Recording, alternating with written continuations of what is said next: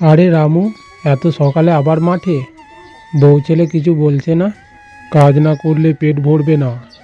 আর আমার জমিতে আমি ছাড়া আর কে কাজ করবে বলো? সেটা অবশ্যই ঠিক। আমার স্বপ্ন বড় রবি। জমিতে ধান ফলাবো, বাজারে বিক্রি করব, ছেলেকে স্কুলে পাঠাবো। এখন কষ্ট না করলে কবে করব বলো?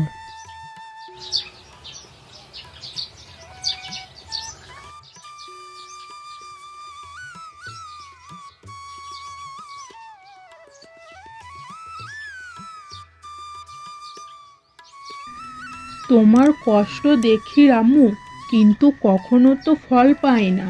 বছরের পর বছর খালি ধান কাটো, দেনা শোধ দাও, আমাদের কাছে তো কিছুই থাকে না। ফল একদিন আসবেই গৌরী, আজ না হোক কাল। আমি বিশ্বাস হারালে সবই শেষ। বাবা, স্কুলের ফিস বাকি আছে। মাস্টার মশাই বলেছেন ফিস না দিলে পরীক্ষায় বসতে দেবেন না। রামু কিছু না বলে চুপ করে বসে আছে। কয়েক মাস পর জমিতে খরা দেখা যায়, ফসল নষ্ট। সারা গ্রামের মতো রামুর জমিও শুকনো।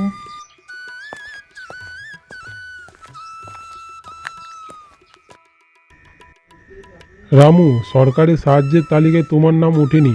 চেষ্টা করলাম, কিন্তু তুমি নাকি অনুপযুক্ত। আমার ঘাম, আমার মাটি, তাও আমি অনুপযুক্ত। এই ব্যথা তো কেউ বোঝে না বাবু।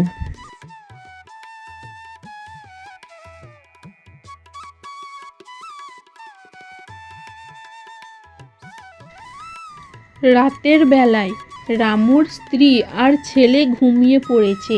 সে চুপচাপ বাইরে বসে আকাশের দিকে তাকায়। হে ভগবান, তুমি কি দেখো না? আমি হার মানতে শিখিনি, কিন্তু আর কত পরীক্ষা নেবে, কত সাজা দেবে?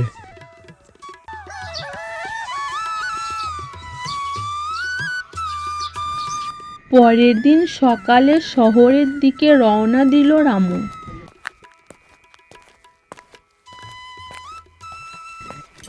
কলকাতার এক নির্মাণ সাইটে রামু সেখানে রাজমিস্ত্রির জোগাড়ের কাজ পেল।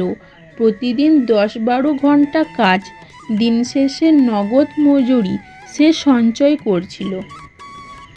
3 মাস পর রামু বাড়ি ফিরে এলো।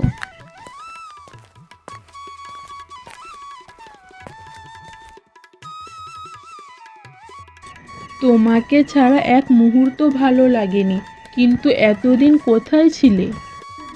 বাবুর পড়ার ফিস জমিয়েছি, আর কিছু টাকা জমি ঠিক করাতে লাগবে। সব কিছু নতুনভাবে শুরু করব।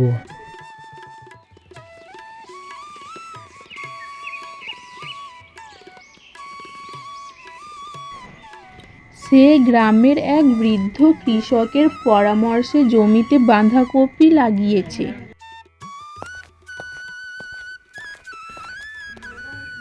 তুই তো এখন আমাদের প্রেরণা রামু।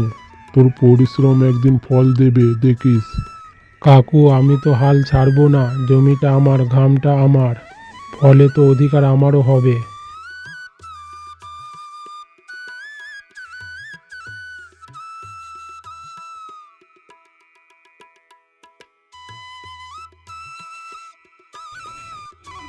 বাবা, আমি কলেজে পড়তে যাই। তুমি বলেছিলে একদিন আমিও শহরে পড়তে পারবো। তুই শুধু পড় বাবু, আমার ঘামে তোর ডানা মেলবে। রামুর কাছে গ্রাম প্রধান আসে।